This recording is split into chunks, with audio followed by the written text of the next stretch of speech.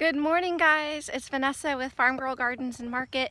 I'm actually on the farm this morning and I am out in the bee yard because I am trying to get the area behind where I keep my bees a little bit more upkept.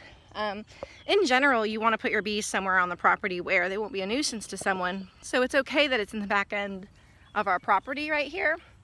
But as you can see, all this brush on the other side of the pasture gate, it's making it a little bit of a nuisance in that I'm worried that perhaps if someone on the other end, because 5 feet past that fence is not our property, and so I'm worried that if a homeowner ever saw that overgrowth and wanted to, treat it with pesticides, that would be bad for my bees. So in advance of that, I'm just going to clean up this area back here, and then I'm going to go ahead and plant our asparagus. We are lucky enough that we have wild asparagus on this property. I'm going to turn around so that you can see a couple of things. You can see that Sassy, my buddy, is always following me, and you can see the elevation probably better from this angle. Our property, because we've lost some of our back berms and because of an increase in watershed, we get a lot of watershed that comes down on this side of the property. So along this pasture fence, I want you to keep an eye out for the thing that looks like a fern, because what that is wild asparagus.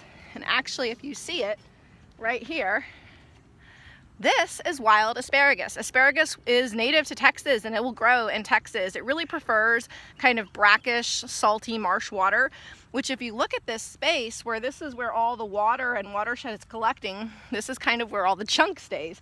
And so this becomes a great brackish, really high good mineral content area. And the life has found it. The asparagus has found its ideal growing conditions. One of the things I wanted to show you here is this. Do you see this little red dot? That's actually an asparagus seed.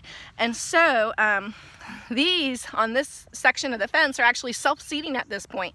They are dropping the seeds right where they are, and they're regrowing season after season. So these have been here quite a long time.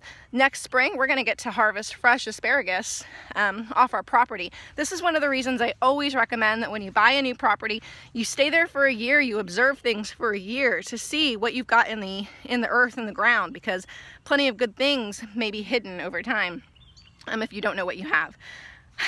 This donkey is ridiculous. Look at this.